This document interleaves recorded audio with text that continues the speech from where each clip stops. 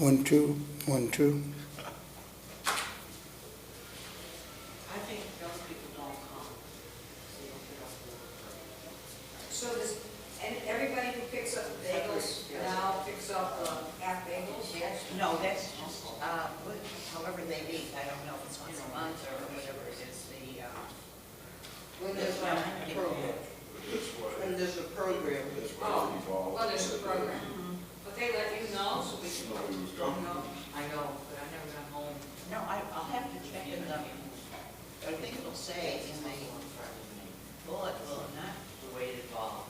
Yeah. And so, was it 8 o'clock, that would be different. Yeah, you're right. I need to find out, so I know when I'm telling people. Make it like 6.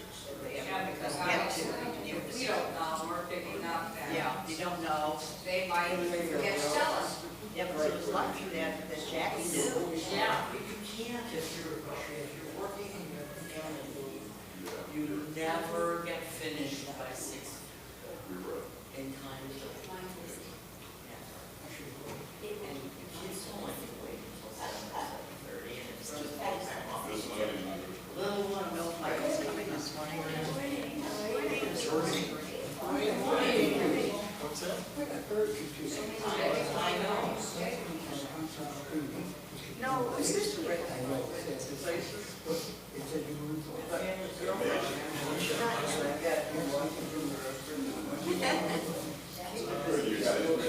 Yes, we did. We did slide, we slip and slide on the way.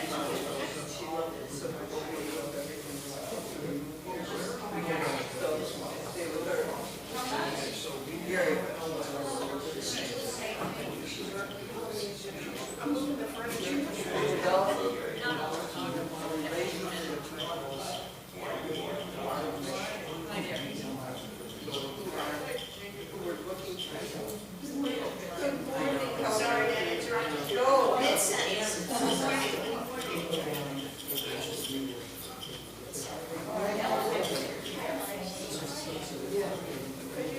Yeah, I know.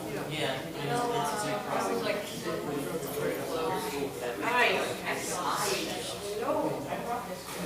It's been a long time. We're back. Always glad to see you. And you've met, I don't know if you've met Joe. I did, or at least I've seen him. Hi, pleased to meet you. So you were lucky today, because he's talking about the roof. Oh, yeah. He was in a great spot yesterday, talking about friendship and love and. Right. He's already been. Yeah, not the first whole year with this team.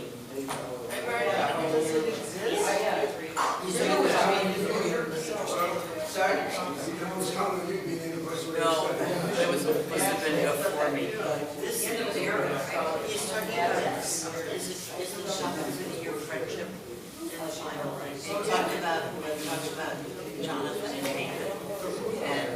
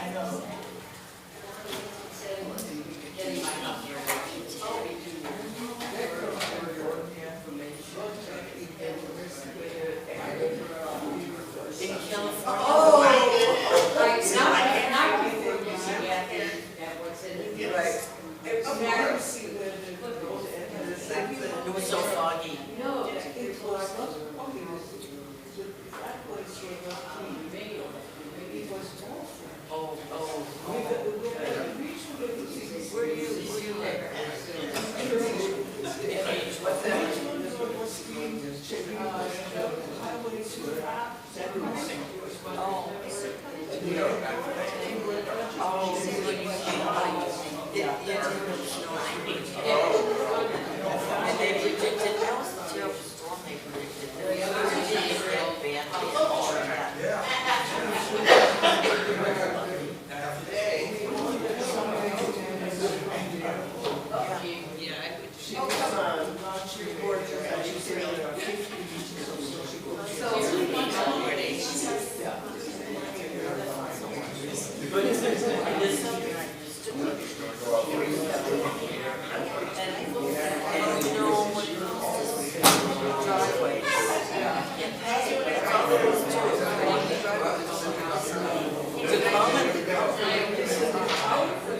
Or you get out there with your snowblower and shovel.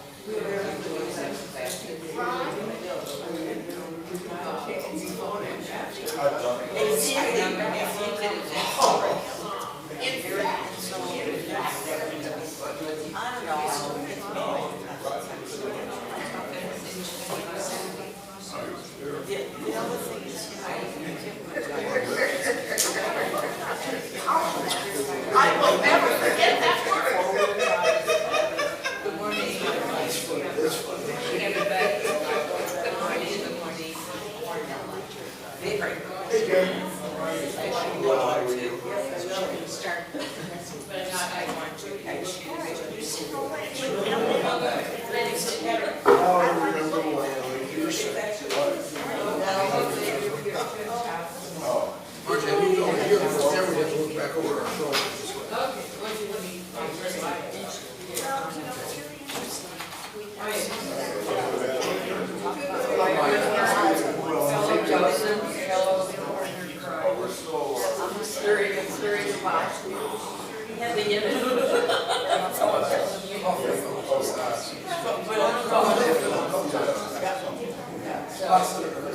I did write that.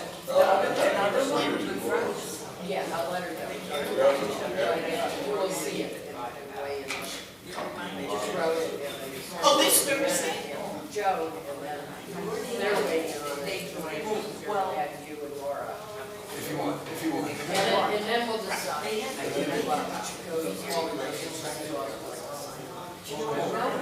One person responded, he said, how about it? It's what they want.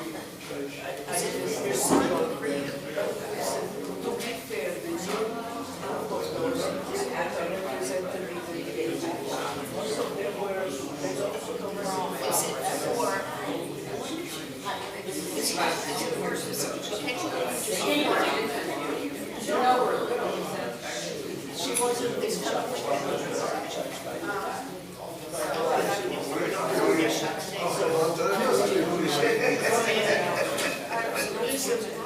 the main reason they closed up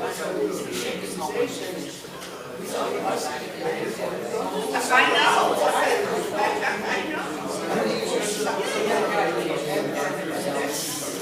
that's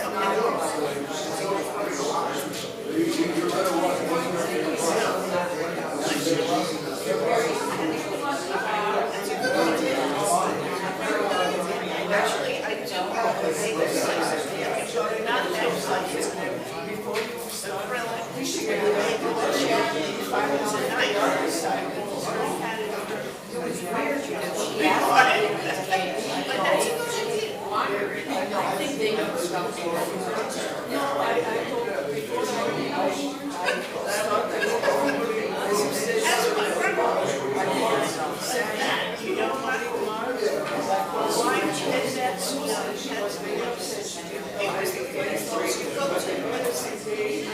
And then there's such a, you need some creativity and imagination. My son.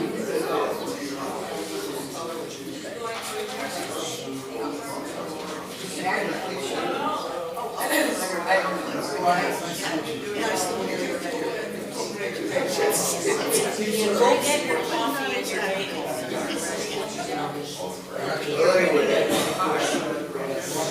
But that's a good thing. I love that Torah Study. I would. They like to remember the last so much longer. I guess it's this year.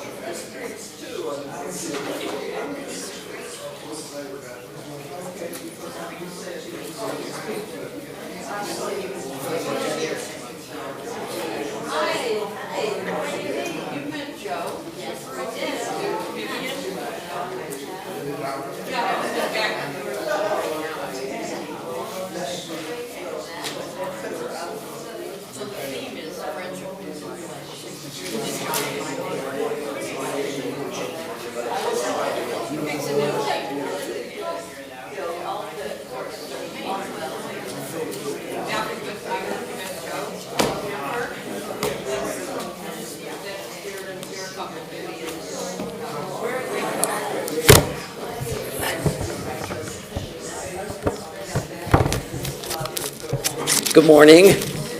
Shabbat Shalom. So nice to see you guys.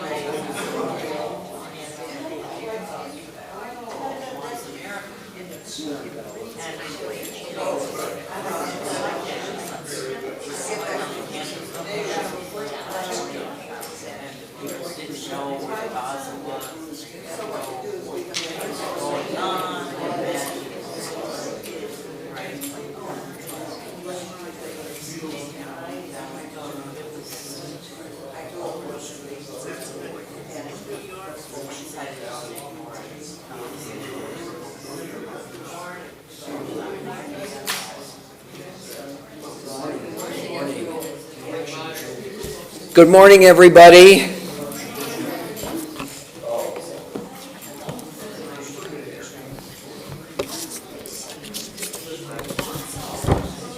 Shabbat Shalom.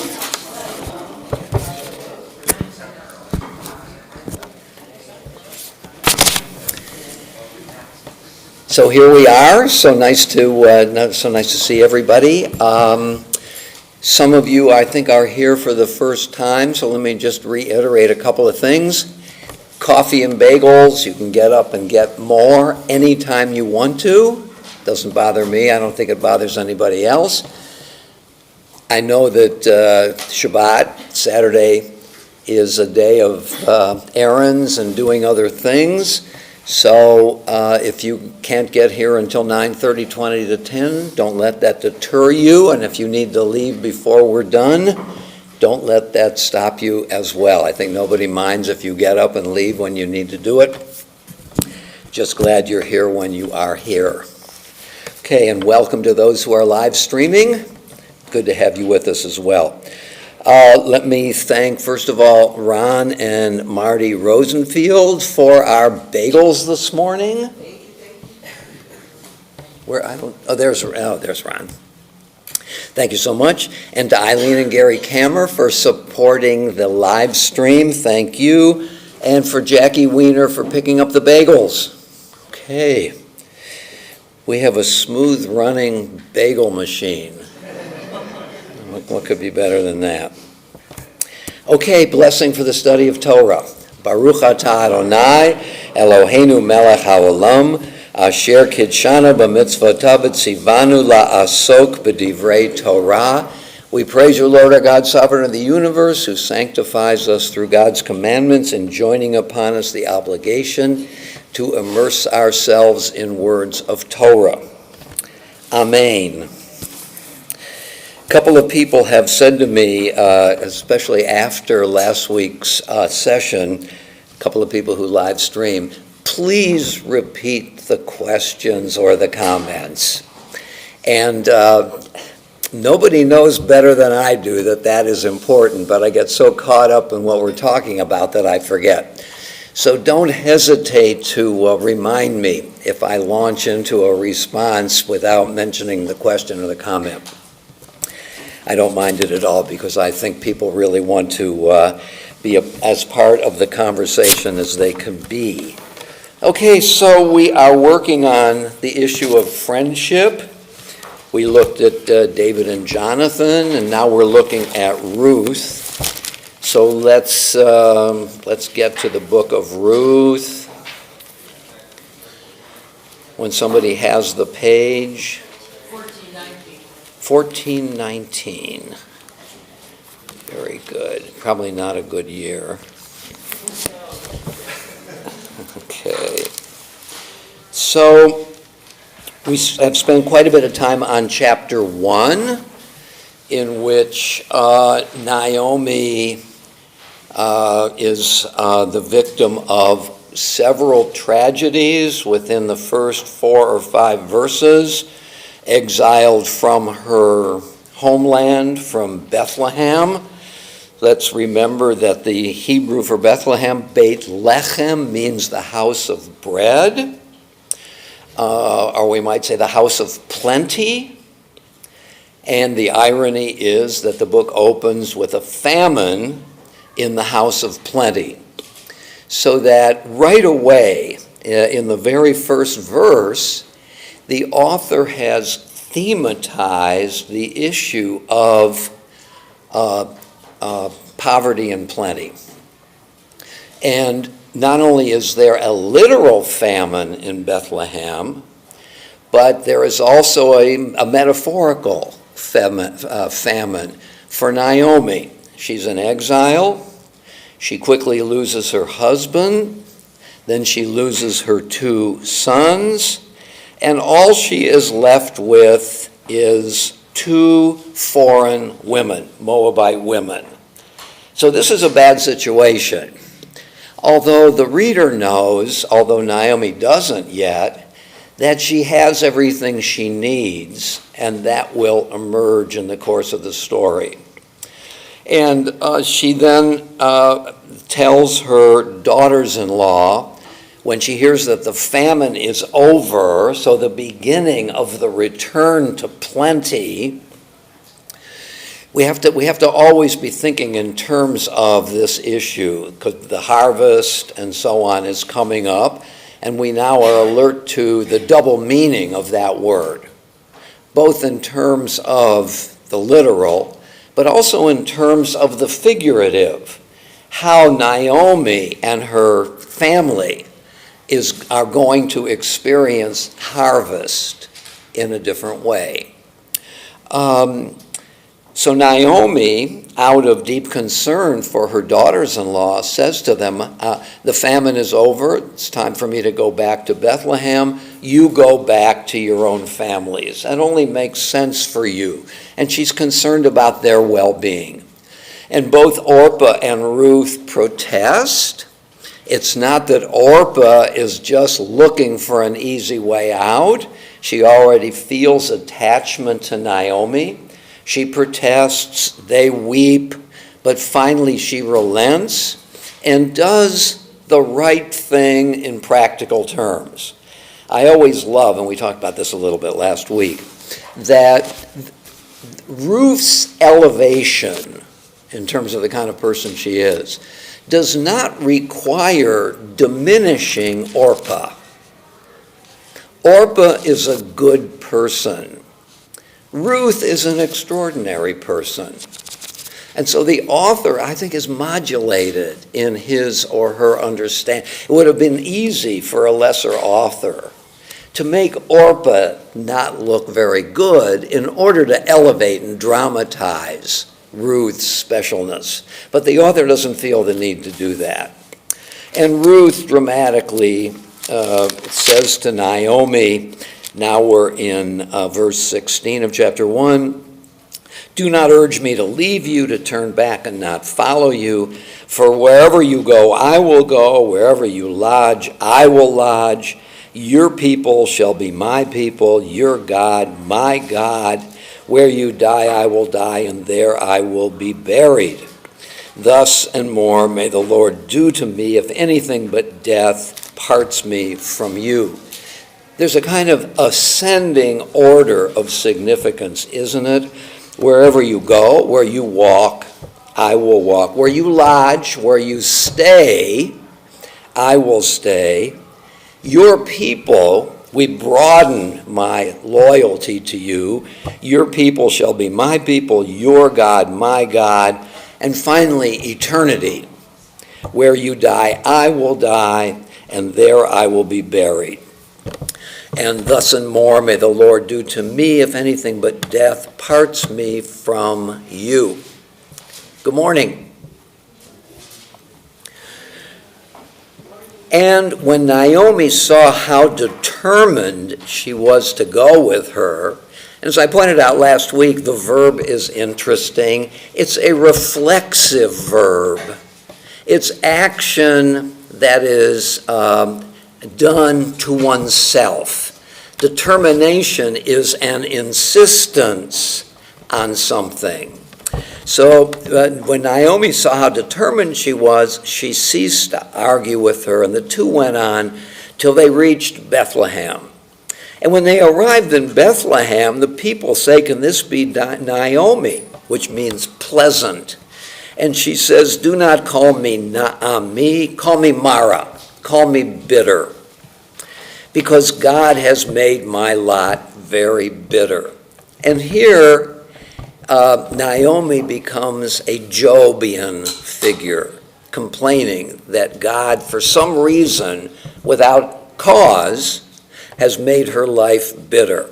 And so this is the nadir. In other words, the arc of the first chapter, in a way, is like this. Starts out with famine. It reaches its acme with Ruth's determination. And then when she returns to the city, she acknowledges how bitter her life is. And there the chapter almost ends. But the ending, the second part of verse 22, they arrived in Bethlehem at the beginning of the barley harvest. And here we really see the artistry of the author, don't we? Because here the issue of famine and plenty reemerges. And of course we can see literally that there is going to be a harvest, that plenty has returned to Bethlehem. But we also can guess that the author is pointing to the metaphorical harvest that Naomi is about to reap, because she has Ruth with her, and Ruth will provide her harvest. And the harvest is the continuation of her family. The males are dead. How does Naomi's family continue? Only if a male and a female conspire to make it happen. So Naomi, again, with great irony, the author is very ironic here. Naomi says, I have nothing but bitterness. But we, the reader, see that her life is anything but bitter in terms of its future. So now we're in chapter 2. Now Naomi had a kinsman. This is a tough word. Modah, which comes from the word to know. So a kinsman. One commentator sees this as a parallel to another word that's going to become increasingly prominent, and that is goel. A goel is a redeemer.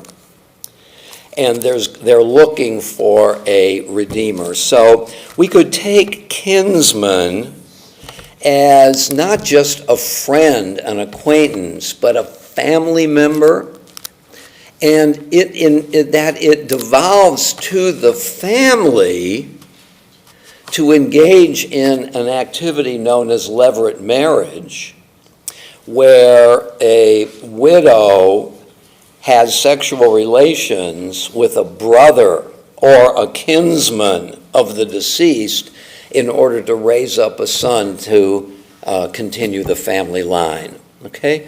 So right away we have an intimation of the key to the solution to the issue facing Naomi. Naomi had a kinsman whose name, a kinsman on her husband's side, that's what we want, a man of substance, Gibor Chayil. Now, Chayil can have several meanings. It can mean courage, it can mean wealth, it can also mean worthiness. So, to be an Ish Chayil is to be a person with one or many attributes. Has wealth, has stature, and has worthiness, virtue. Okay? So here we're introduced with the name to a person of substance, according to this translation, of the family of Elimelech, whose name was Boaz. Okay?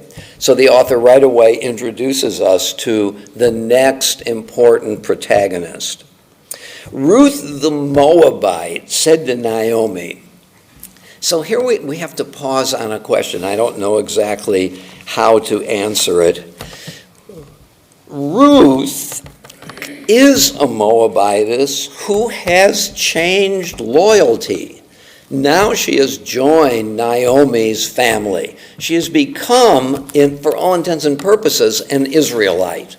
Okay? She's no longer to be identified, except in terms of origin, with her country of origin. So why does the author, and the author continues to do this, still refer to her as a Moabite? You see the issue? Anybody have any thoughts about it? Margie? She is the other, and she's going to stay the other. Even at the end, she's the other. In what sense? They keep reminding everyone from this other people, even though they're related to Abraham, that she's different. They're not going to let her just become totally merged. Okay, so Usually. To me, they're making a point, not positive point. yeah. She just remains a little bit alien. Okay. That's as great as she is. She doesn't get to give up the Moabite adjective. Okay.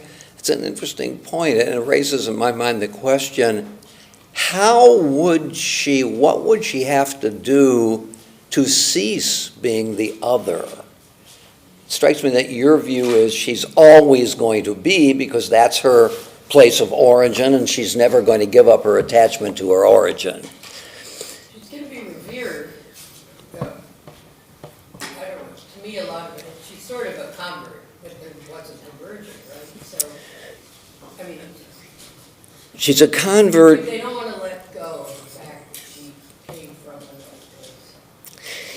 If I were sitting with the author of this story, and the author said to me, here's how I'm now going to write verse 2 of chapter 2, and I'm going to start it by Ruth the Moabite, I think I would say to the author, hold on here.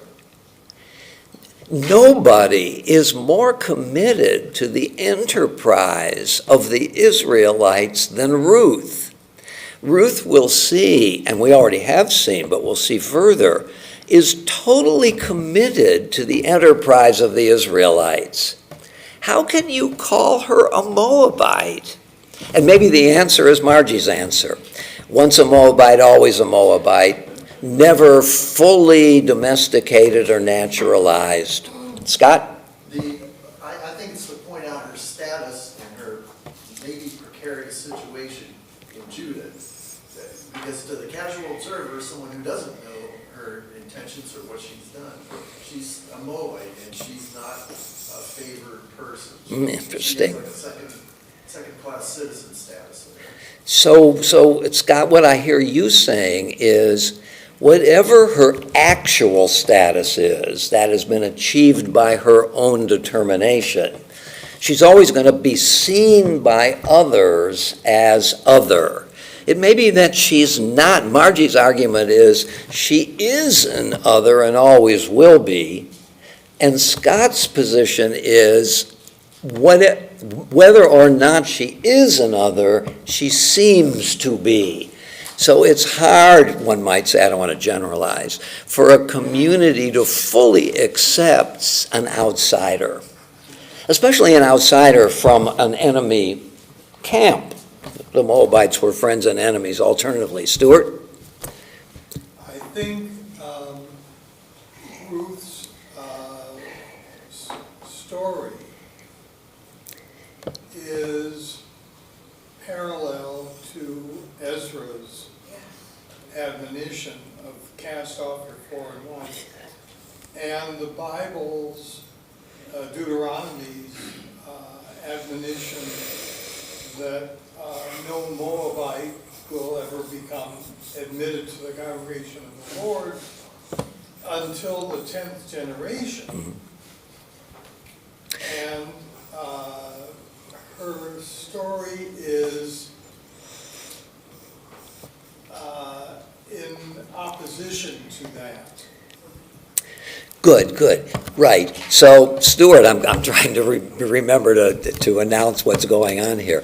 So we're asking the question, how do we understand Ruth the Moabite? And so far we have three answers. One is she's always going to be an other. The other is whether she's an other, she's always going to be seen as an other. And Stuart is reinforcing that claim by citing both Ezra's view, divorce your foreign wives, when he brought the people back, and the Deuteronomy passage, Deuteronomy 24, something like that a Moabite shall never be let into the community. And then you make a crucial point that, I don't know if you would put it this way, that the book of Ruth is a polemic against that view. That, in a way, one can cease, is this too strong a response? One can cease to be an other and not always considered to be in a foreign category.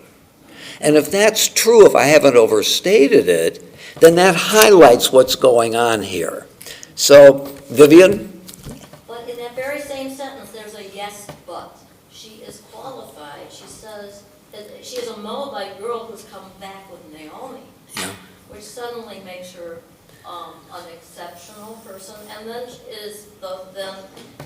the text goes on, follows how she is very active and exceptional in her work in the field. She is noticed immediately as different, yet useful. You seem to be making a stronger point than that the author, by going on with the narrative, is him or herself challenging what he has just said at the beginning, Ruth the Moabite, as if to say, this is what you guys think. This is Scott's point, I think. This is what you guys think. In actuality, the least important thing about her now is her origin. Boaz goes on to say, listen to me, daughter. I don't know what Yeah. the Hebrew is. Yeah. But he's already taken It's daughter, my daughter. One, go with the women in the field. So she is immediately, because the word I don't want is assimilated to Judaism, but she's immediately accepted. One could say naturalized. She becomes part of that community. Ellen? I once had a rabbi say to me, actually I was promoting my daughter not marrying a Jew, and he said, you know, we left Israel as mixed multitude. So I think it's a lesson to us in polemic for today, that we need to accept all people who accept us, Yeah. and that we can incorporate people who support us.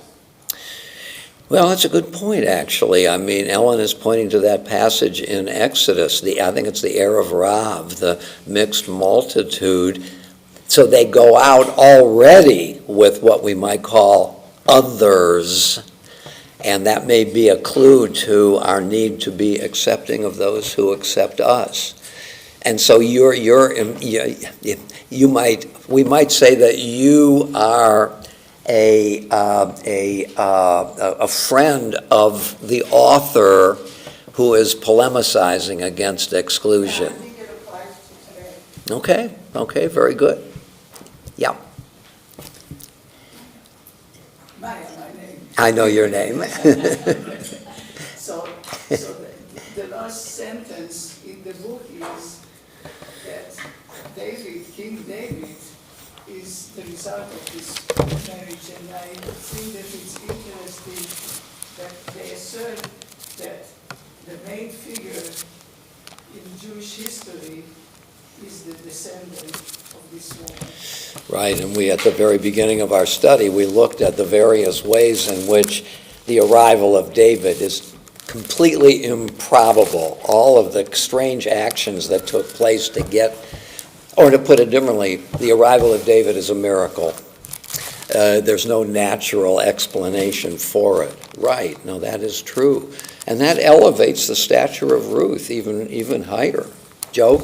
I was just going where Maya's going, which is maybe the ultimate is, because she's the progenitor of David, that the author's conclusion is the other isn't the other. In other words, the other is us. Yeah. We have to point out that she's the other. We find out she's us, King David, and therefore there really is no such thing as the other. It's sort of a radical one step beyond logic to say there is no other, the other is us. You're not saying that it's automatic. It takes some both effort and reciprocity. They have to want to join us, whoever the us is, and we have to have it in our hearts or minds to accept that gesture of wanting to belong. But the author's telling us the story. If he doesn't remind us that she's the other in the language, we'll forget that, and we might slip back into seeing others as outside of us. That's nice. If he reminds us that That's nice. the other who participates with us is us. That's a very nice point, that by calling her a Moabite, now that we know what the author's true understanding of her is, it requires a true understanding, right? She really is not an other. But to keep calling her an other reminds the reader who is getting the story that no, in fact, thank you for reminding us that she might be considered an other. She really is not. So, it's so interesting. If that's true, we have to really admire the author, because the author is counting on us. In other words, if I'm the author and I want to make Joe's point, and I write Ruth the Moabite, I'm going right to the bottom of the page and I'm writing a long footnote. Dear reader, you might think I think that she is a Moabite, but I want to tell you, I am just reminding you of her former status in order to say to you, that is not what I mean. What I mean is the opposite of what I've said. She's not a Moabitess. And dear reader, one more thing. You may not be convinced even yet, so I'm going to say it again. She is not a Moabite. Don't ask me why I put it down, I've just explained it to you. Jim? Well, it's also a very subtle underscoring of the paternalistic society, because, well, there's all kinds of sentences here that it's Naomi's husband's family. Yes, yes. Okay, and this whole thing doesn't work without Boaz. Yeah, that's for sure. And so, I'm not sure how to explain, Ruth becomes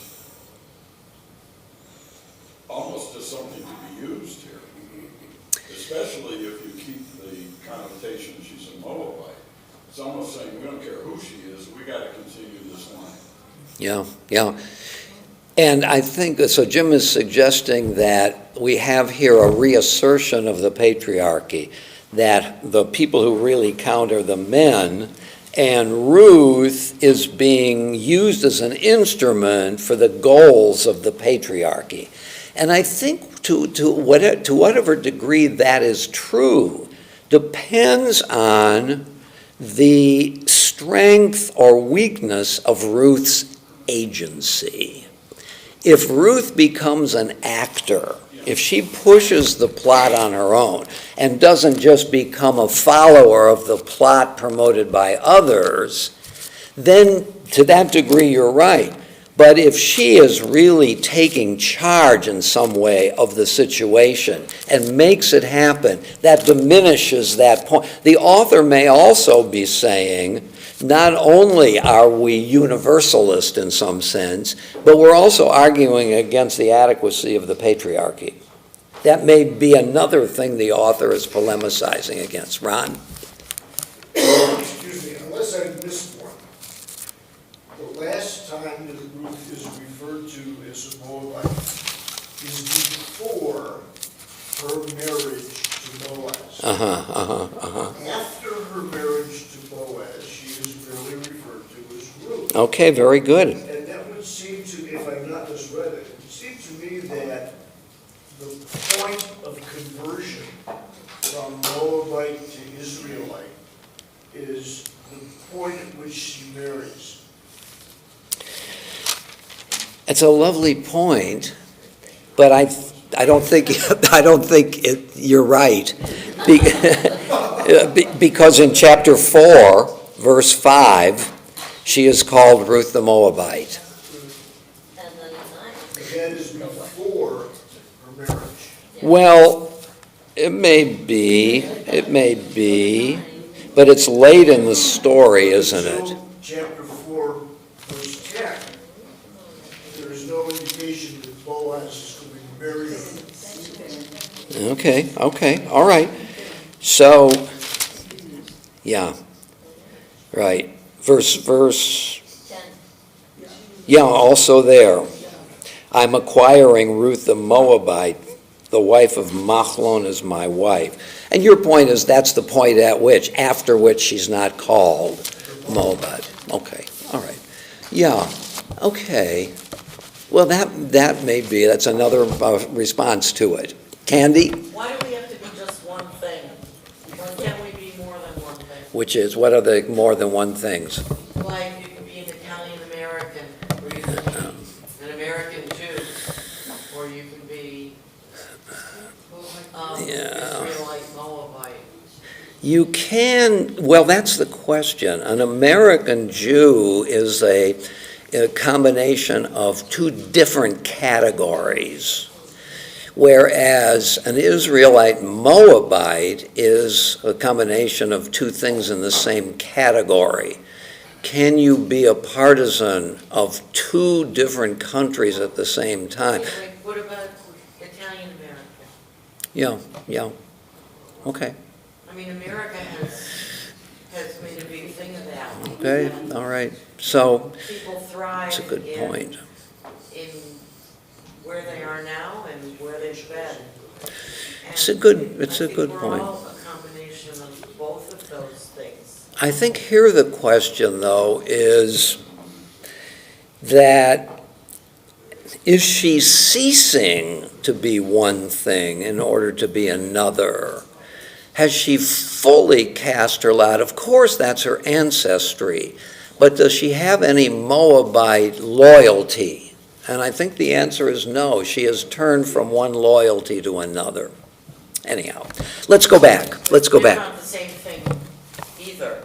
If she's, I mean, her Moabite loyalty is a nationalistic thing, and her Israelite loyalty is a religious or a, Your people shall be my people. yeah, Yeah. different thing. Okay, good. All right, so we had several ways of looking at that. Let's go back. Chapter 2, verse 2 again. Ruth the Moabite said to Naomi, I would like to go to the fields and glean among the ears of grain behind someone who may show me kindness. Okay, a very, to mix a metaphor here, a very pregnant sentence, right? She initiates the action, and she was looking for somebody to show her grace or kindness, okay? And that opens up this question of exactly what is she looking for? But if you assume the obvious, if we know the story, we know that she is going to be after some man who is going to be able to help her continue the family line. So if we don't have any evidence yet for that, but if we look from the larger perspective of the story and ask about Ruth's agency, we see two components of her agency here. She initiates the action of going out into the fields. If she stays at home, she can't accomplish the task. And the task is double. Both to find somebody to further the line, but also to help her mother-in-law survive. She's going to bring food back. And this really extends the harvest metaphor. So she initiates going out into the field, and she has on her mind the main task to which the story is devoted. That's speculative, I think. So, yes, daughter, go. And who pointed that out? Vivian? Yes. Lechi, go, BT, my daughter. And off she went. She came and she gleaned in a field behind the reapers, and as luck would have it, it was the piece of land belonging to Boaz, who was Elimelech's family. So we have to look at this phrase, Vayiker mikreha, which is translated here as luck would have it. The Hebrew word mikra means, among other things, chance. As chance would have it. What I'd like to do is to go back to Genesis chapter 24.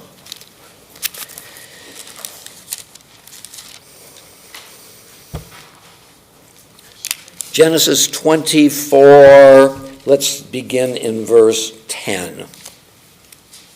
So this is the chapter in which Abraham, near the end of his life, sends his assistant, could be Eliezer.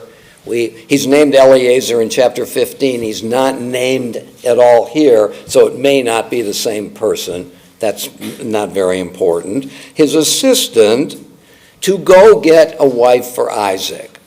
And Abraham says to him, go north to the family from which I came so that he can marry into the family. Then the servant took 10 of his master's camels and set out, taking with him all the bounty of his master. And he made his way to Aram Naharaim, to the city of Nahor. He made the camels kneel down by the well outside the city at evening time, the time when women come out to draw water. And he said, O Lord God of my master Abraham. Before I finish that, let me just make an interesting point here. This is the first time an individual prays to God. And it's not a naturalized Israelite. So it makes two important points right here. One, the significance of the individual.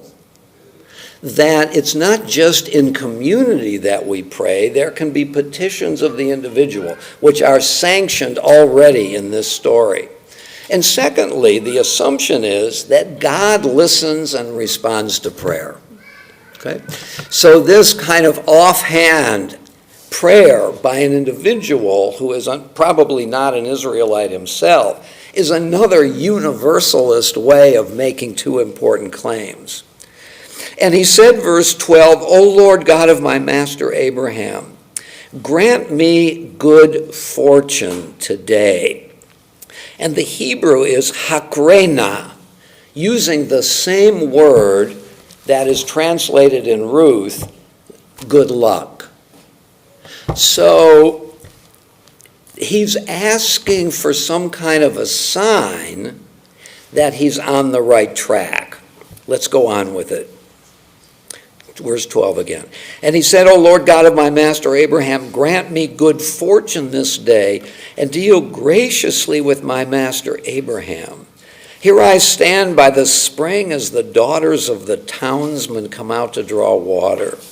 Let the maiden to whom I say, please lower your jar that I may drink, and who replies, drink, and I will also water your camels, let her be the one whom you have decreed for your servant Isaac.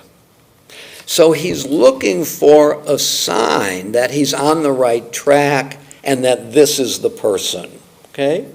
And the sign is not God, make a miracle, but let me see in the natural actions of human beings something about the destiny which you, God, lay before us. So that, in a sense, he's asking for some divine confirmation of the virtues that he's going to find in Rebekah. Drink, and I'm in the middle of 14. And I will water your camels. Let her be the one whom you have decreed for your servant Isaac. Thereby shall I know that you have dealt graciously with my master. He had scarcely finished speaking when Rebekah, who was born of Bethuel, the son of Milcah, the wife of Abraham's brother Nahor, came out with her jar on her shoulder. The maiden was very beautiful, a virgin whom no man had known. She went down to the spring, filled her jar, and came up. The servant ran toward her and said, please let me sip a little water from your jar. Drink, my lord, she said. And she quickly lowered her jar. This word quickly, does it remind you of anything? Abraham, when the guests come from traveling, that Abraham ran to get them food. He quickly he ran to the senior servant, to his assistant, to quickly get, okay? So I'll tell you what I think about this, that Rebekah is an Abraham figure. That she is, in a way, the main matriarch of the second generation. And we see in her, Isaac is passive throughout, and Rebekah manages the situation. Drink, my lord, she said, and she quickly lowered her jar upon her hand and let him drink. When she had let him drink his fill, she said, I will also draw for your camels. That's just what he asked for. Until they finished drinking. Quickly, emptying her jar into the trough, she ran back to the well to draw, and she drew for all his camels. If I'm the author here at this moment, I'm going to put another footnote at the bottom of the page.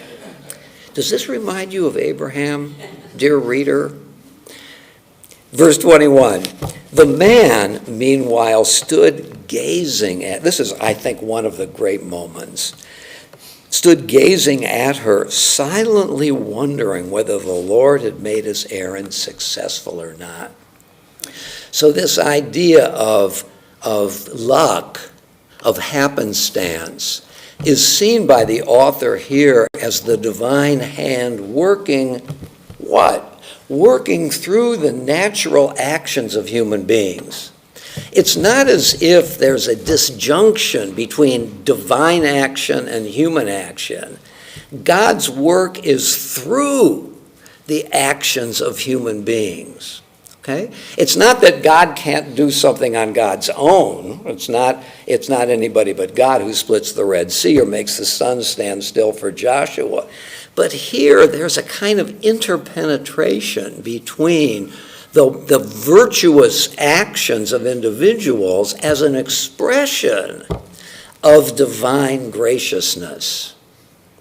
Divine graciousness is the way in which we live out the graciousness of God, not as a separate act. It can be a separate act, but it's also the way in which we live our lives divinely. Maida?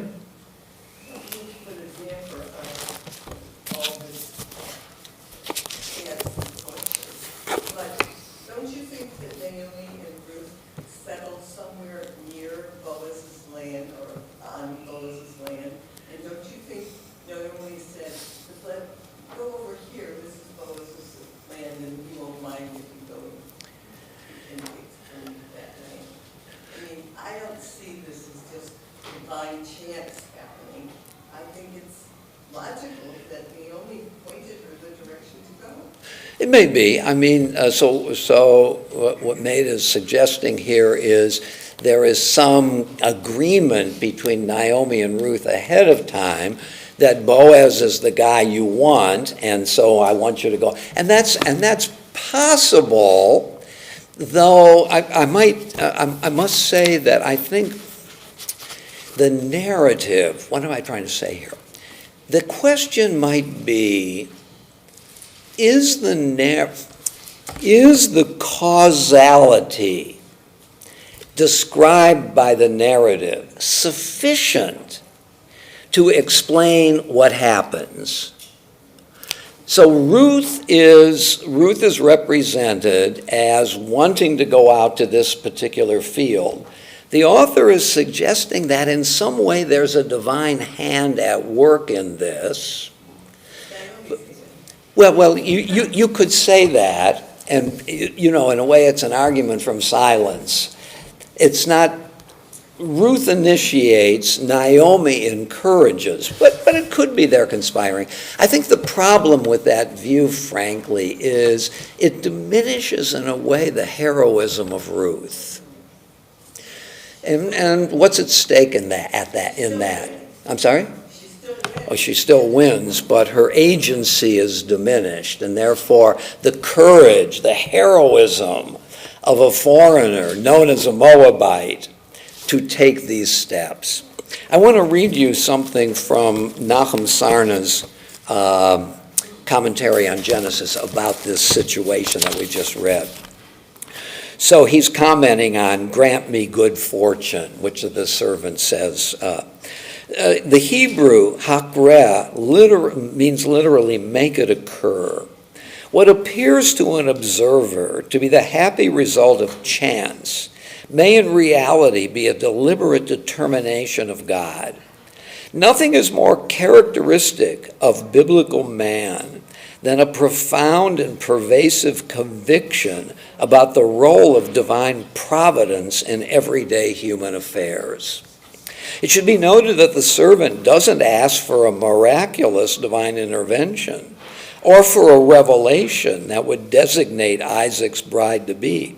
He prays rather that the rational criteria of suitability that he himself determines might be in accordance with God's will and be effective. It's a powerful idea. I mean, something to reckon with. Here I think Sarna is giving us a sense of one of the ways in which the biblical author, biblical culture, sees the workings of God. Behind the scenes often, but events reveal or convey the sense that there is a divine hand at work. You remember famously, we talk about this all the time, the Joseph story. The Joseph story, Joseph and his brothers, is a fully secular story. I mean, the whole story is moved forward by human actions. And yet at the very end, Joseph says to the brothers, once they're reconciled in Egypt, "You meant it for evil to send me down to Egypt. God meant it for good." That even though the events seem to be deeply problematic and off course, surprisingly, this is part of God's plan. And I use the phrase dual causality to explain some of these things. There are two independent causal gestures, we might say, human and God. Because it's not that the brothers are exonerated, they're put through their paces, they feel guilty, because it's also God's plan. Human agency is taken very, very seriously, but there's also something else at work. We might suggest something like the working of the divine hand mysteriously through history. Okay, let's go back to Ruth. So, back to verse 2. So Ruth the Moabite said to Naomi, "I would like to go to the fields and glean among the ears of grain behind someone who may show me kindness." "Yes, daughter, go," she replied. And I think, Maida, you would suggest that here is the moment where we see that Naomi is not just passive here. Yeah, this is what we want, you and I. "Yes, daughter, go," she replied, and off she went. She came and gleaned in a field behind the reapers, and as luck would have it, it was the piece of land. That's an infelicitous way of saying it, isn't it? Because it's not luck, blind luck, according to the commentators. There's another agent at work here. It was the piece of land belonging to Boaz, who was Elimelech's family. Presently Boaz arrived from Bethlehem. He greeted the reapers, "The Lord be with you." And they responded, "The Lord bless you." Think about some of these casual interchanges as signs about the nature of the community that Ruth has entered. There's kindness here. The overseer is greeting the workers. The workers are greeting the overseer. Even though they exist on different social levels, still they treat each other humanely with the language of graciousness. "The Lord be with you," and they responded, "The Lord bless you." And Boaz said to the servant who was in charge of the reapers, "Whose girl is that?" And the servant in charge of the reapers replied, "She is a Moabite girl who came back with Naomi from the country of Moab. She said, 'Please let me glean and gather among the sheaves behind the reapers.' She has been on her feet ever since she came this morning. She has rested but little in the hut." Okay? So this is not so subtle praise of Ruth. This girl came out and she worked very hard during the day, and when she needed to rest, she did, but only for a little while. Okay? So just as a side note, notice that what's happening here is what we read in Exodus and Deuteronomy, that when we gather in the harvest in the field, we're not supposed to gather it to the very corners, but round off so that the indigent, the poor, can come and enjoy part of the harvest. And according to Jewish law, neither the one who comes to glean nor the owner should know about the identity of the other. And the poor do not need to ask permission, "Can I come on your land and take the corners of the field?" Because in some sense, the poor own that part of the field. Here, notice that Ruth is asking. So in a certain way, it's in conflict with Leviticus and Deuteronomy. And one commentator makes a good point. From the point of view of the owner, the indigent need not ask him or her. But from the point of view of the indigent, she may very well feel the need to ask. And that, I think, is an interesting way of trying to harmonize the two. And she's a Moabite, so she may not know the rules. Right, and that's true. Boaz said to Ruth, verse 8, "Listen to me, daughter. Don't go to glean in another field. Don't go elsewhere, but stay here close to my girls. Keep your eyes on the field they are reaping and follow them. I have ordered the men not to molest you, and when you are thirsty, go to the jars and drink some of the water that the men have drawn." And notice what's unfolding here. I don't want to overstate it, but I'll try to do it somewhat modestly. That we remember Aristotle's definition of friendship at its best is the help of each friend for the well-being of the other and for the other's sake. And what we are getting here is that both Ruth and Boaz are beginning to work together to help each other. Okay? So this is the beginning of Aristotle's idea of virtue friendship. And you remember that Aristotle says that it's not necessary when we're doing something for our friend's sake, that we get nothing out of it. It's not that we need to be selfless when we are helping the other. We just have to want to do the good we are doing for the other's sake, even if we get something out of it. Right.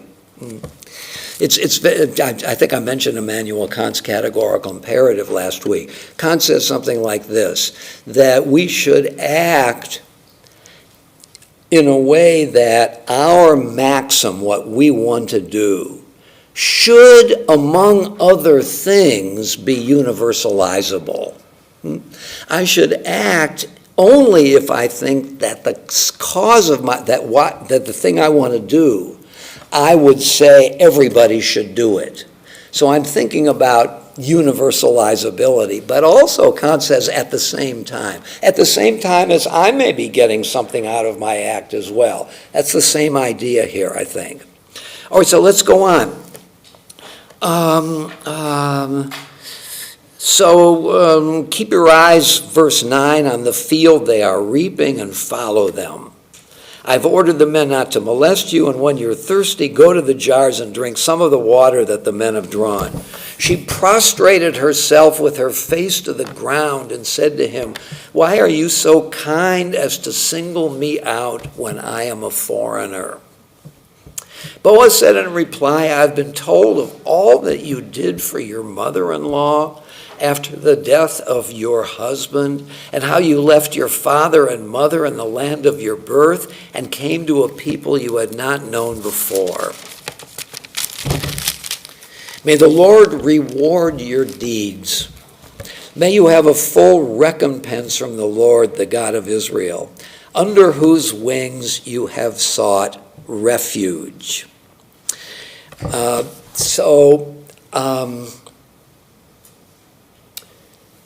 So you have come here from a foreign land to be loyal to Naomi and her needs.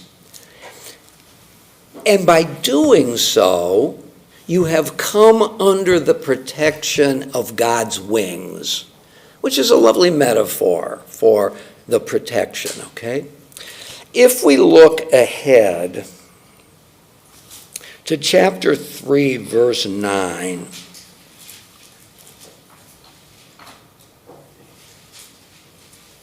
so this is where they're alone at night in a field. And he says to her, "Who are you?" And she replied, "I'm your handmaid Ruth. Spread your robe over your handmaid, for you are a redeeming kinsman." And the word in Hebrew for robe is wings. Okay? Ufarashta kanafecha. Okay? So the idea of wings as a metaphor for protection is used in chapter 2 for God's protection, and used in chapter 3 of Boaz's protection. And I just want to suggest again that the author is trying to make the same point that Sarna pointed out here about Abraham Senior's servant, that when we protect one another, for example, we are not just doing a human gesture. We are acting divinely. That our protective wings are a manifestation of divine protection. So that it's not just that God is doing divine actions, we do them. We're living out our sense of the protectiveness of our world. So it's not accidental, I think, that the author is using the same word for divine protection and the protection of one human being for another. Because I think that's part of the author's purpose here, is that how does a blessed community operate? And this is an example of one of them. That's why I think the book of Ruth actually is the high watermark of biblical literature. It's really quite an extraordinary accomplishment, I think. Let's go back to chapter 2. So now we're in verse 13.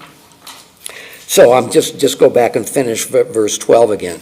May you have a full recompense from the Lord, the God of Israel, under whose wings you have sought refuge. She answered, you are most kind. By the way, notice that God almost never acts in this story. God and God's grace is referred to, but God is really not an actor in the story, except at the very beginning about the famine, and at the very end when God allows Ruth to conceive. Otherwise, these are human beings acting in the name of God, so to speak. She answered, verse 13, you are most kind, my Lord, to comfort me and to speak gently to your maidservant, though I am not so much as one of your maidservants. At mealtime, Boaz said to her, come over here and partake of the meal and dip your morsel in the vinegar. She sat down beside the reapers. He handed her roasted grain. She ate her fill and had some left over. When she got up again to glean, Boaz gave orders to his workers.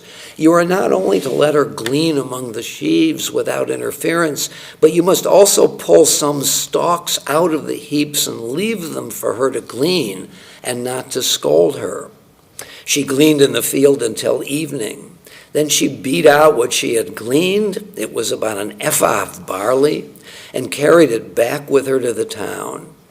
This is the harvest for the benefit of Naomi, right?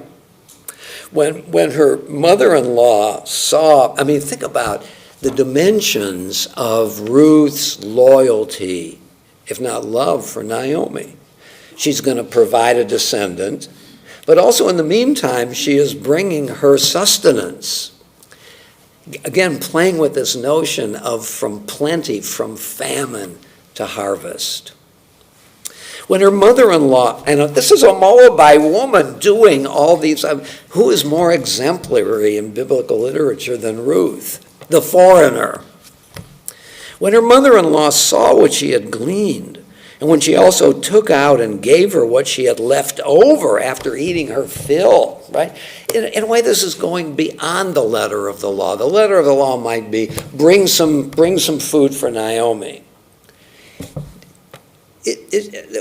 Part of her obligation is not to save her own leftovers and bring them as well to Naomi. Maybe this stretches a point a bit, but I'm always intrigued by the fact that the author notices that she also brings what was left over from her own meal. When her mother-in-law, middle of verse 18, saw what she had gleaned, and when she also took out and gave her what she had left over after eating her fill, her mother-in-law asked her, where did you glean today? Here Maida's point, I think, gains some strength, because Naomi, I think, knows what is going on here, and maybe has a part in contriving it. Where did you glean today? Where did you work? Blessed be he who took such generous notice of you. So she told her mother-in-law, whom she had worked with, saying, the name of the man with whom I work today is Boaz.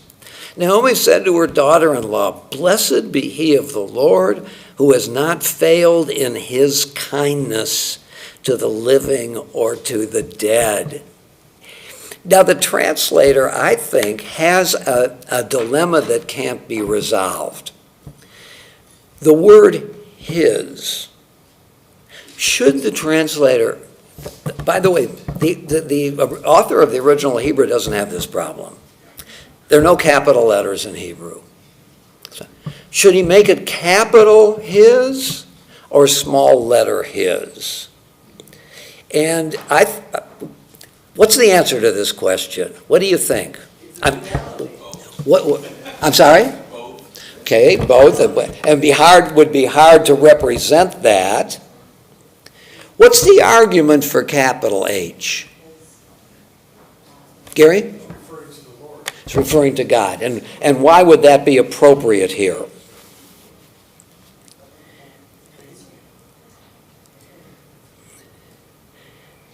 Don't you think in two ways?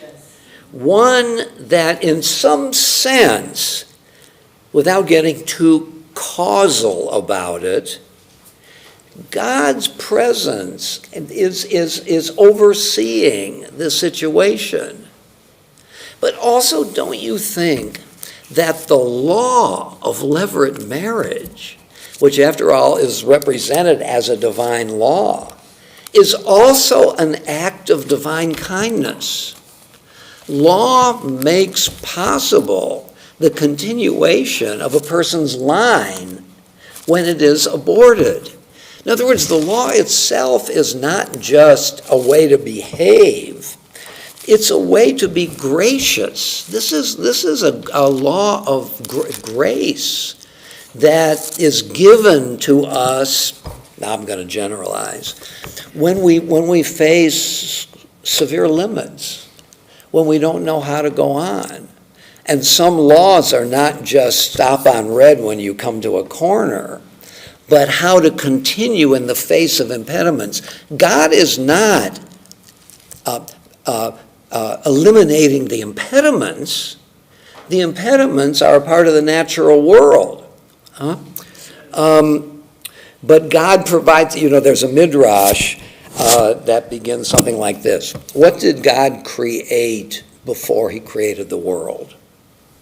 And the midrash suggests God created several things. The burial, the place of Moses, for one. One answer is repentance.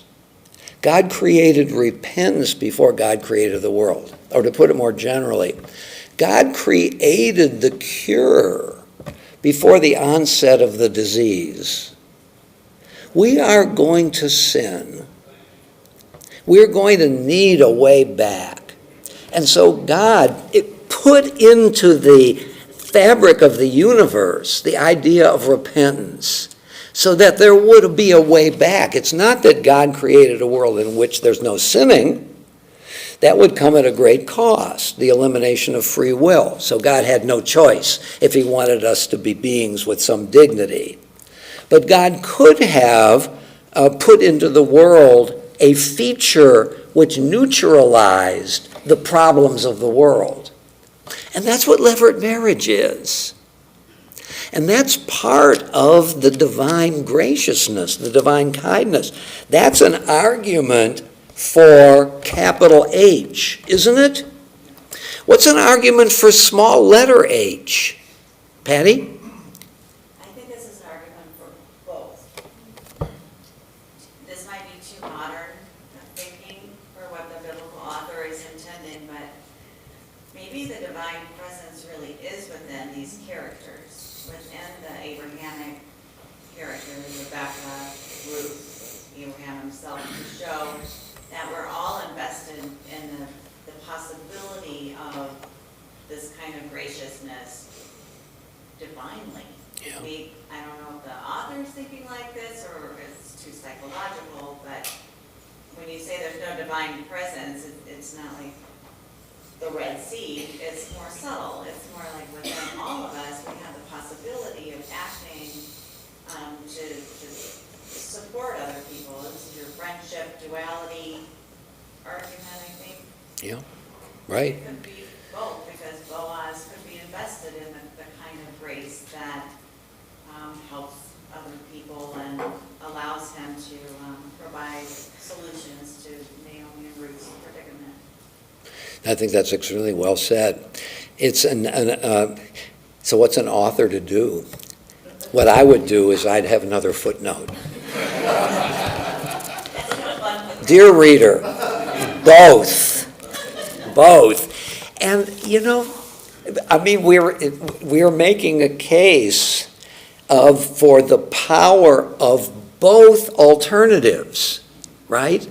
So in a certain way, there's this idea of the interpenetration of the divine and the human, or as Patty put it, when we act in certain ways, when we act divinely, when we imitate divine attributes, God is gracious, so you be gracious, right? God feeds the needy, you feed the needy.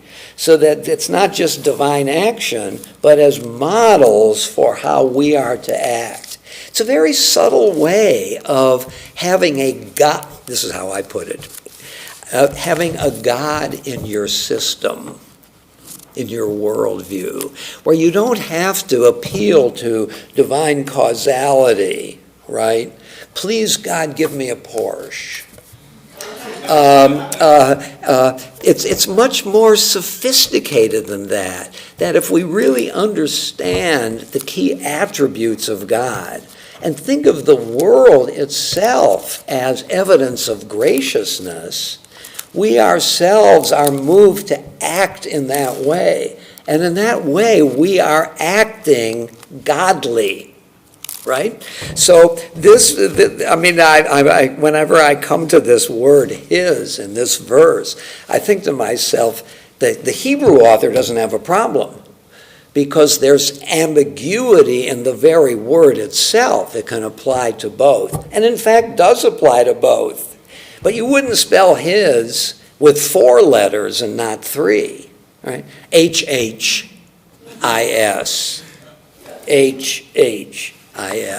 Please.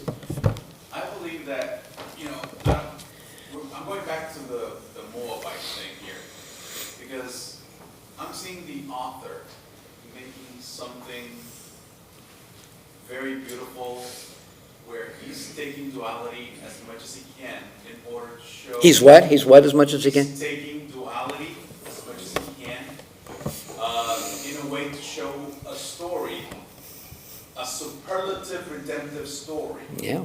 Meaning, she's going to have a levirate marriage, even though she's a Moabite, a foreigner. And she's going to be redeemed, both physically and spiritually. And even genetically, if you want to say, because of this whole duality that I believe Samuel is the one that wrote it. You think Samuel wrote this book? Yeah. In the days when the judges judged, how it opens, so it's contemporaneous with Samuel. Yeah. Okay. Because he wants to show where David comes from. Interesting point. Never thought of that. And so I believe he's doing that in a way that is going to be very, very shocking among the people of his era. Because this is written for the people in this time. Yeah.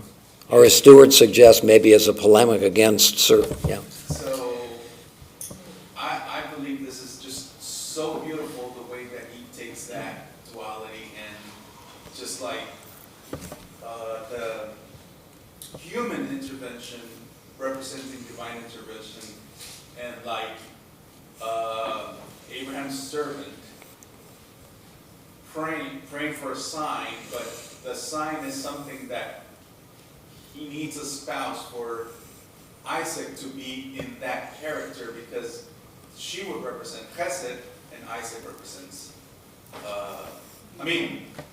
The other way around. She would represent mercy where Isaac represents Hesed. Okay, well, all right.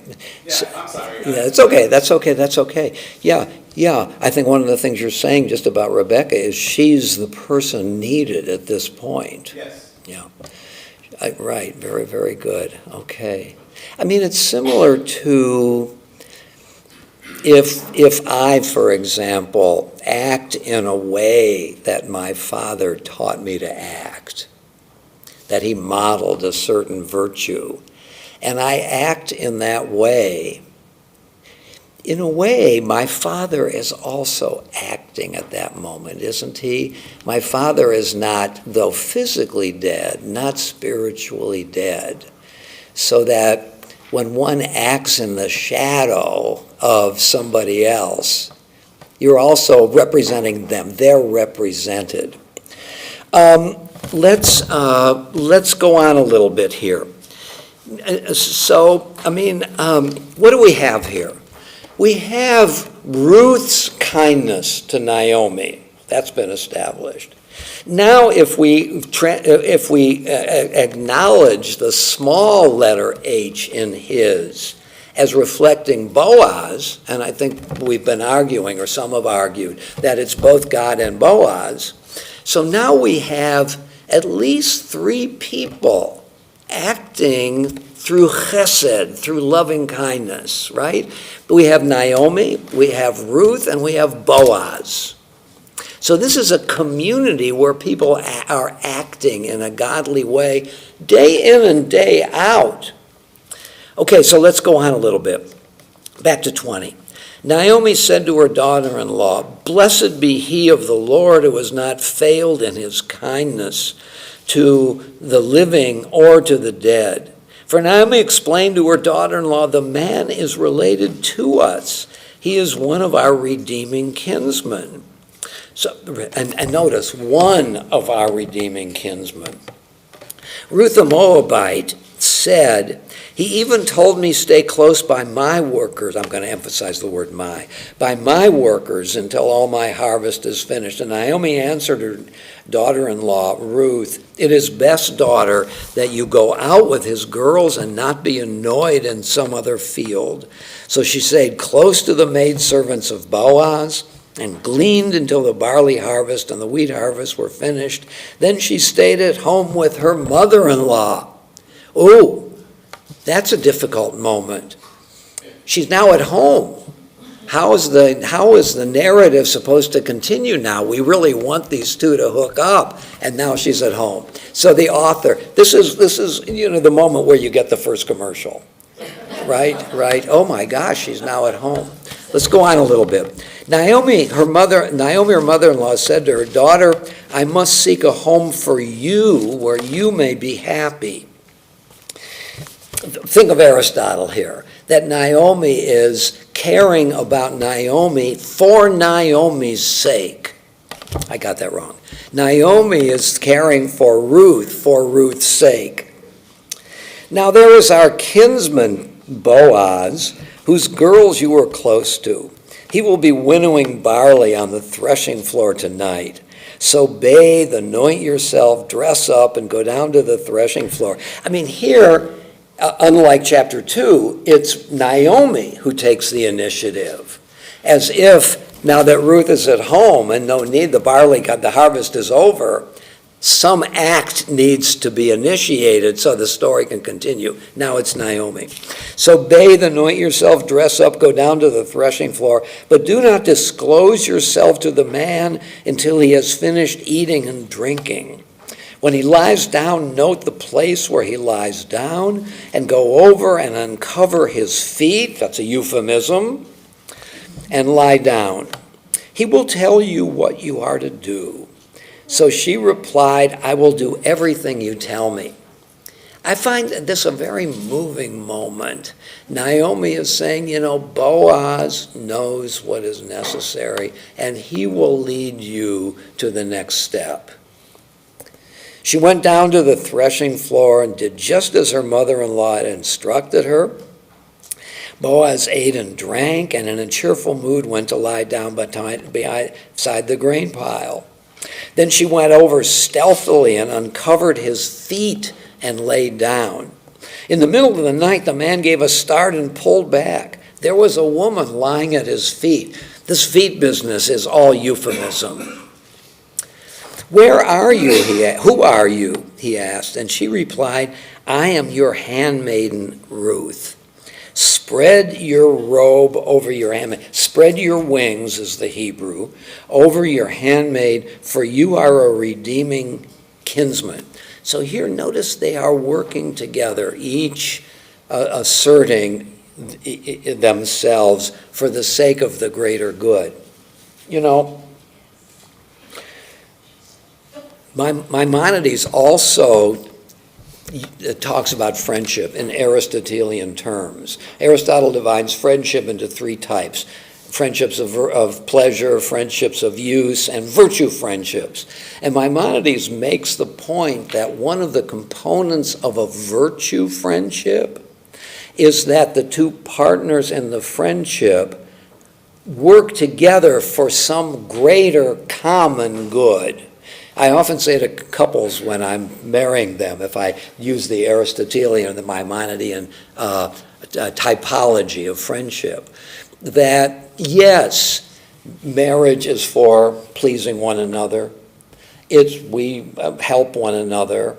But don't forget the virtue part of friendship, to help each other grow. But in a certain sense, a virtue friendship is not about the two of you.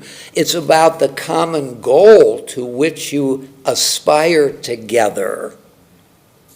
So I encourage them to reach out and become part of a community and help the community become more whole and so on. Here, the two of these individuals are working together for a greater good that is, of course, a part of what's the good for them, but it's for the good of the community, for the good of the family. So, so verse 10. He exclaimed, let's go back to 9.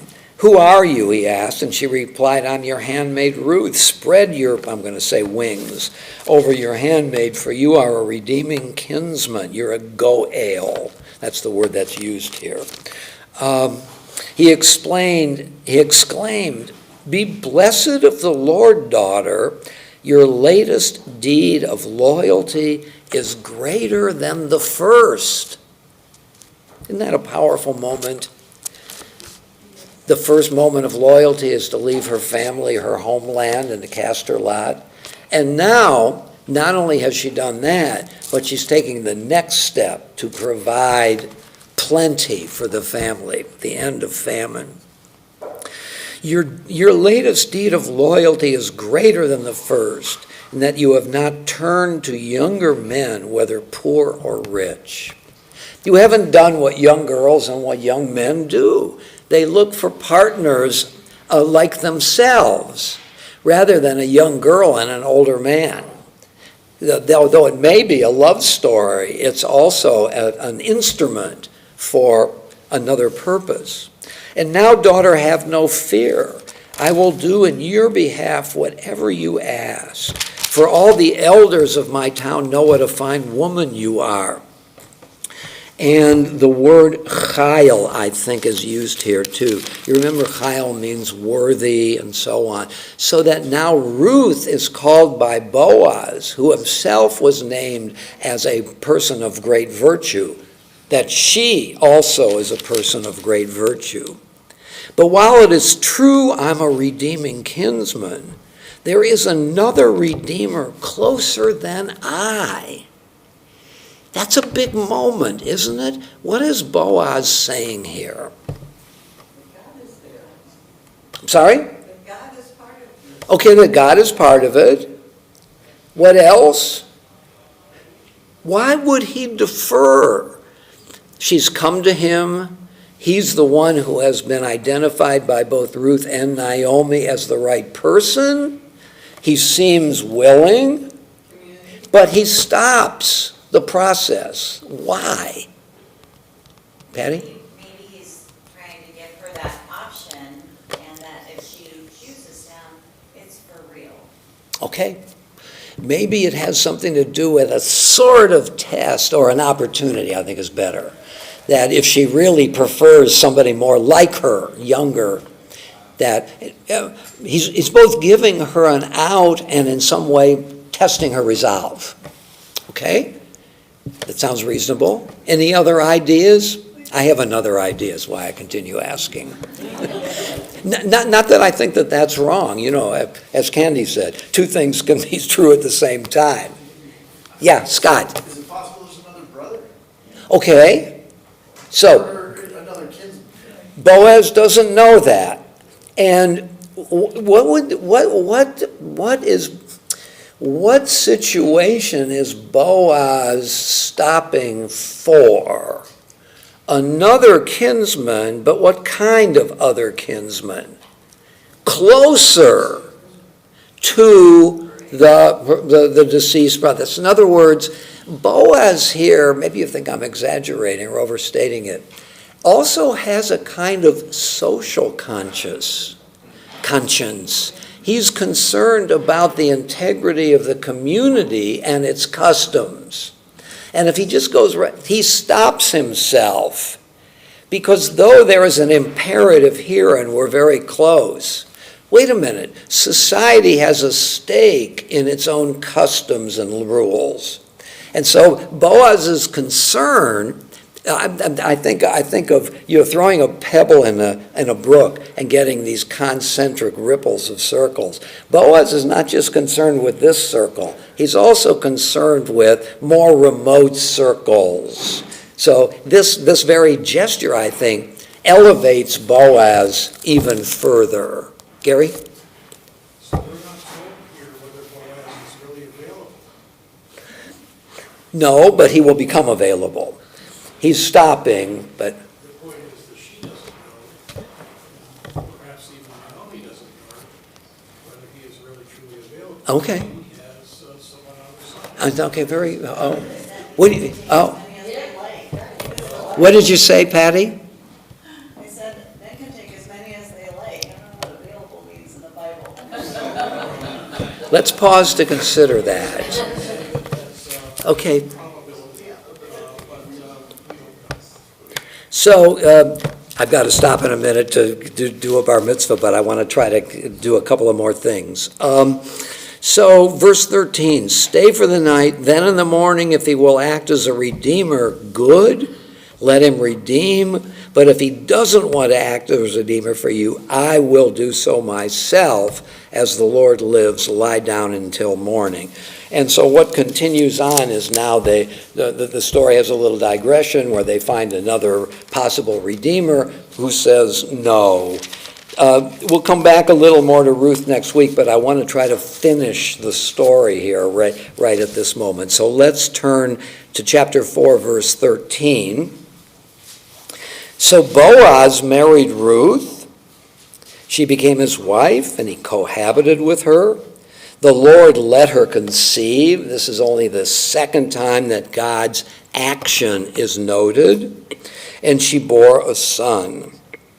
And the woman, by the way, God is represented here as acting, but acting through natural law.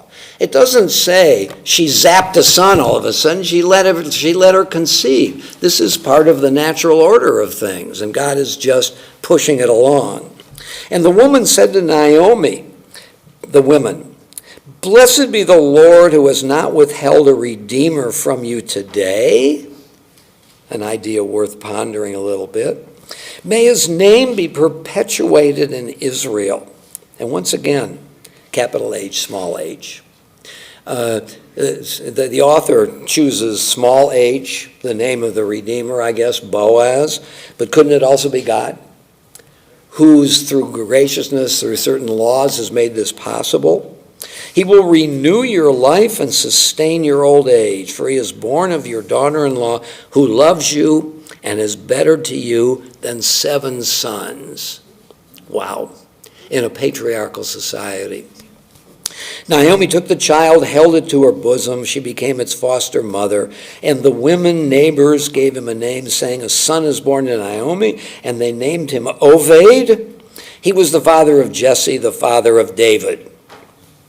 This is the line of Peretz. Now remember, Peretz is one of the twins born to Tamar in Genesis 38, when Judah goes down, and that whole episode, which we've looked at before, even recently. This is the line of Peretz. Peretz begot Hetzron, Hetzron begot Ram, Ram begot Aminadav, Aminadav begot Nachshon, Nachshon begot Salmon, Salmon begot Boaz, Boaz begot Oved, Oved begot Jesse, and Jesse begot David. And there's that end of the story. I wanted to go back to verse 11 and just read that too. That's where we should have started. All the people at the gate and the elders answered, "We are." You are witnesses, it says in the verse before. May the Lord make the woman who is coming, make the woman who is coming into your house, like Rachel and Leah, both of whom built up the house of Israel. I mean, imagine this, a Moabite who is now compared to Rachel and Leah, and to 7 sons. And she's even better than all of them. Prosper in Ephratat and perpetuate your name in Bethlehem. Okay, is this a story of 2 friendships, Ruth and Naomi and Ruth and Boaz? What do you think? How many think this is a story of the friendship between Ruth and Naomi? A friendship. Okay. And hands a little higher. Okay. And okay, good. And how many think it's a story of a friendship between Ruth and Boaz? Fewer. Could somebody say why you don't think so? That may be an unfair way of putting it. But Ron? Well, I think that as between Ruth and Boaz, a love story. Yes, friendship is a component of that relationship, but it's not the essence of that relationship. And versus Naomi and Ruth, I think friendship is the essence of that relationship. It goes all the way back to I'm coming with you whether you want it or not. Yeah. It's also an instrumental relationship, isn't it? It's Aristotle's relationship of use in some way, which is not to be denigrated. Okay, I have to go. I think next week we'll come back to Ruth just a little bit, and then we'll move on to our next topic. Shabbat Shalom.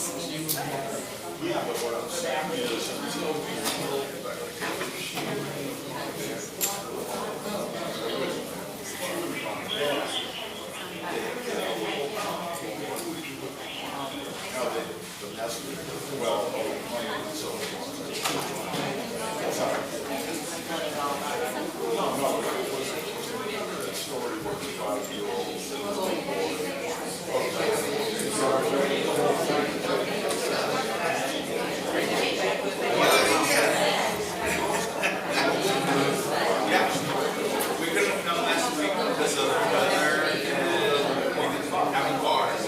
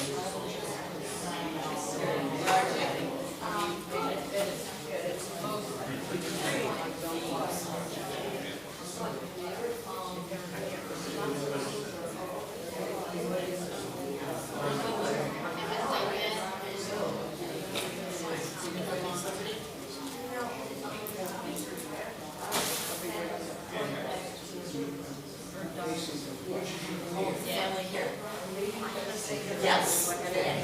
Even the pharmacies are open to the public. And terrible that is not true.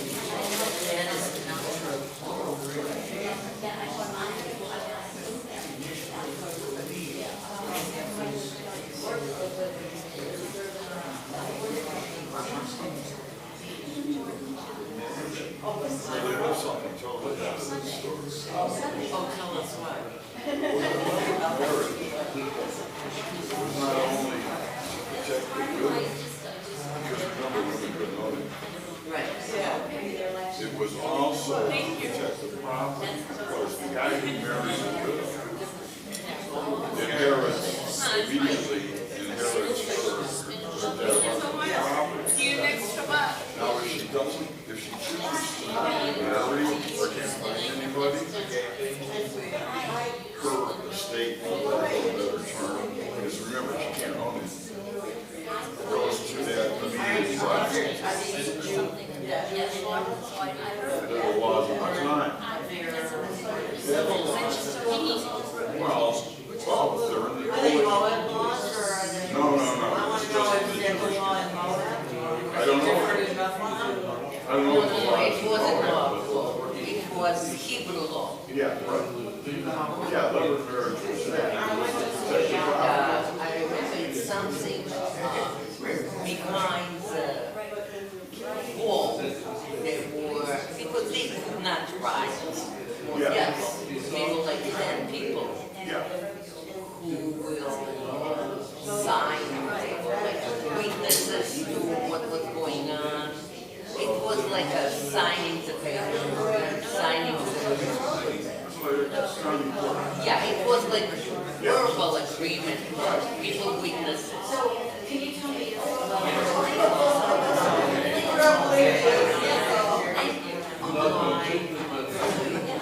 Wife dies, then her sister. No, because the whole thing is to protect the property. If the wife dies, the guy still owns the property. Yeah. So it never worked that way. It's a totally paternalistic society. Four children, only man, all died. Her sister came from the land and married her mother and 4 boys. Yeah. And not because of love or marriage. Did she marry him? Well, I didn't. That's why I'm asking, not that love or marriage. And in England, father dies and everything goes to the son. Even though son who inherited a nephew, a cousin, but not the daughter. Immediately become the mercy of the covenant. So there's nothing different, that's actually what I'm talking about. No, there wasn't. That's why they have a Well, if your husband, you have not sister out there. the property stayed in the immediate tribe. That was the whole point. You lawyer. What did you do? I want to talk to the representative. But you also look the right, that's how we do it. That's how. It's pretty simple, really. It's a patriarch society. And they don't have to go on the stars. We just came from we came here for the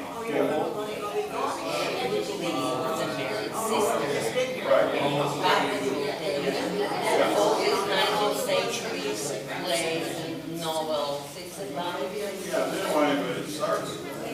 but sometimes, if you were carried, maybe from the mother, I know. Follow Checkbooks under the bed. All you gotta do Yeah, the is. mattress. I'm no, it's fine. Yeah, I know. My mom got a hold of one of them, we came to do. In the process of the sugar, there was a down payment for my house. And some of this It's still not. and it's the only way I got. But you know, in this country, until the '70s, Georgia was the last state that let women own property. They had, if a woman inherited, like her father died, and there's a big property, they had to find a lawyer to be her trustee. I think it was 75 or something, that was the last state to let women own property. They couldn't have their name owning anything. The last thing does not let women own property. They did. You said the last state to let women own property. Right. Said to not let women own property. Women own property now all the time. I know, but I'm telling you, Georgia was the last state. last state in this country that allowed them to straight out own property. They couldn't own a house, they couldn't own a car. But they could own property. No,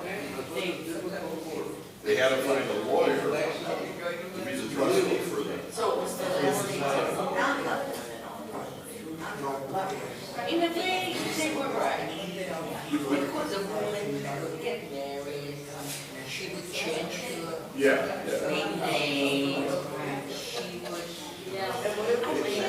say that it was a completely wrong. No, it was on the assumption that the woman was smart enough to figure it out. Not that long ago, not in the last 20th century, they were for people in school. We had a very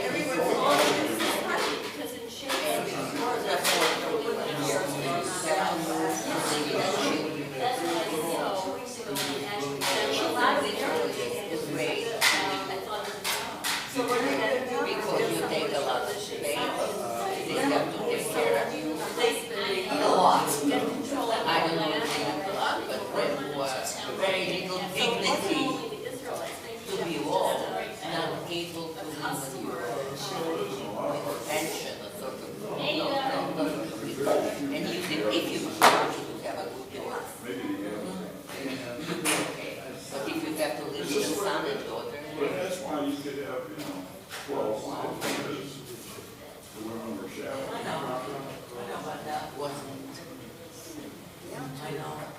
But that's the way it was. You don't understand it, of the dignity of the senior citizens. So did they think the women wouldn't need, Next to some other kind of protection? they raise a family, they give everything, and it's an old age, they do everything. Not easy.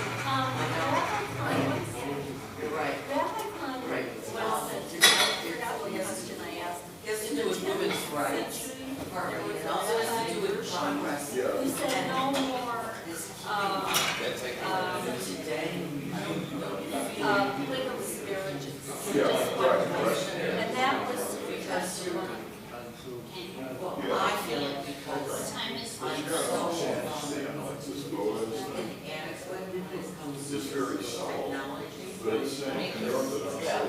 That's part of it. It's always been that way. I'll say, go to the nursery. But it's made of banners and You know how to set it up? yeah, the children great. It turned out, so it's gonna be your own money. What if you live here, you have a lot of money, and you go when you go out, down here. That's the hardest way. I have 24 hours, listen, I have It was about, Once you get into the right.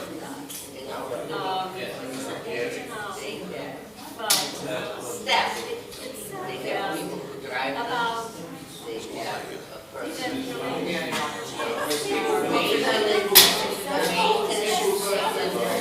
about 50% of the people and about 50% here. And people take care of them. Cook food, shop, clean. What do you know? Especially this week. Yeah. So you want to say better?